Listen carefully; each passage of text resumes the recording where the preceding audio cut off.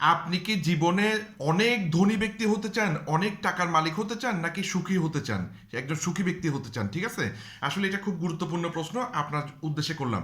আপনি যদি সুখী হতে চান, তাহলে আপনাকে মানে বৈধ উপায়ে হালাল টাকা অর্জন করতে হবে।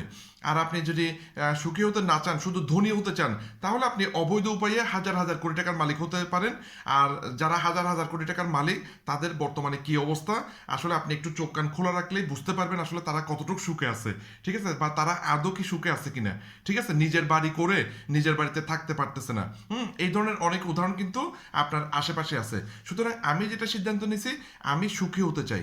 এখন সুখী হওয়ার জন্য আপনি স্পষ্টভাবে একটা জিনিস বুঝতে হবে, আপনি নিজেকে বুঝতে হবে, আমি যে টাকাটা আয় করতেছি এটা সম্পূর্ণ বৈধ, হালাল পথে মানুষের উপকার করার মাধ্যমে।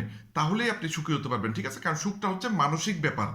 কত টাকা আছে সেটা হচ্ছে সুখের ব্যাপার না, মানসিক ব্যাপার। আপনি মানে মানুষের উপকার করে আপনি টাকাটা আয় করছেন।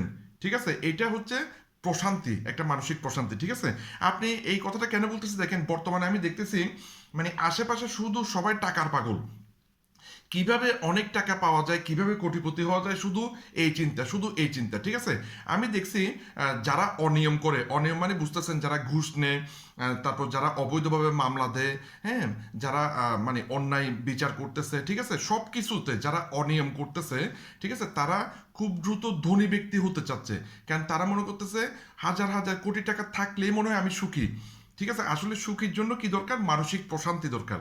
ঠিক আছে, এই জন্য আমি যখনই দেখি যারা অন্যায় করতেছে, তাদেরকে যদি আপনি জিজ্ঞেস করেন ক্লোজলি, আপনার যারা আত্মীয় স্বজন, তাদেরকে যদি আপনি জিজ্ঞেস করেন যে ভাই এই কাজটা তো অন্যায় হচ্ছে, তুমি তো জুলুম করতেছো, তুমি তো মানুষের উপর অবিচার করতেছো, কেন এই কাজটা করতেছো, সে একটা কথা বলবে, ভাই 30 লাখ টাকা ঘুষ দিয়ে এই চাকরিটা নিছি, 20 লাখ টাকা দিয়ে আমি এই জায়গায় ট্রান্সফার হয়েছি। ঠিক আছে, আমার বক্তব্য হচ্ছে, আপনি 20 লাখ টাকা দিয়ে এই জায়গায় ট্রান্সফার কেন হচ্ছেন, 30 লাখ টাকা দিয়ে আপনি ঘুষ নিয়ে চাকরি কেন করতেছেন?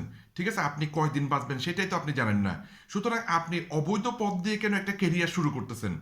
আপনি ঘুষ দিয়ে একটা কেরিয়ার শুরু করা মানে আপনি আজীবন এখানে অনিয়ম করবেন। ঠিক আছে, এগুলো না করে বৈধ পথে বাঁচা যায় কিনা, বৈধ পথে কোটিপতি হওয়া যায় কিনা, মানুষের উপকার করে প্রয়োজনে মানুষের দ্বারা দ্বারে প্রোডাক্ট সেল করেন, পণ্য সেল করেন, ব্যাগ নিয়ে প্রোডাক্ট সেল করেন, মানুষের দ্বারা দ্বারা যান, মানুষ আপনাকে অপমান করুক, তাও ভালো আপনি বৈধ পথে টাকা আয় করুন। কারণ আপনি বৈধ পথে টাকা আয় করলে সেই টাকা আপনি মানসিক প্রশান্তি পাবেন এবং আপনার পরিবারকে নিয়ে আপনি সুখে থাকতে পারবেন। তো ভিডিওটি উপকারী মনে হলে অবশ্যই শেয়ার করবেন আর নিজের বিবেককে প্রশ্ন করুন, তাইলে ভালো থাকবেন। ধন্যবাদ।